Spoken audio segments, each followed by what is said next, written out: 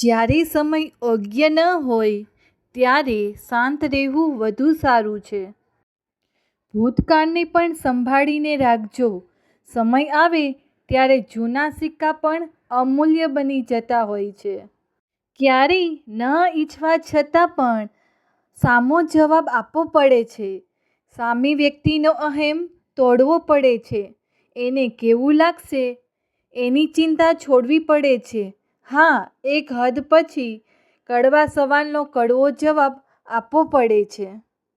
ઘરની શાંતિનો આધાર આવક કરતાં લાગણીઓ પર વધારે હોય છે. લાખો કમાતા હોય પરંતુ ઘર માટે સમય ના હોય તો કમાણી નિરર્થક છે.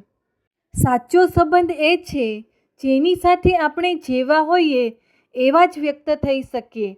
ત્યાં કોઈ જ હું ન નડે, જ્યાં નબળા લાગવાનો કોઈ ડર ન હોય, જ્યાં કેવું લાગશે એની કોઈ ચિંતા ના હોય. સારા માણસની હાલત મીઠા લીમડા જેવી હોય છે. કોઈ પણ શાક કે દાળ બનાવતી વખતે સૌ પહેલાં એને જ નાખવામાં આવે છે અને એ જ દાળ કે શાક ખાતા સમયે એને જ સૌથી પહેલાં બહાર કાઢવામાં આવે છે.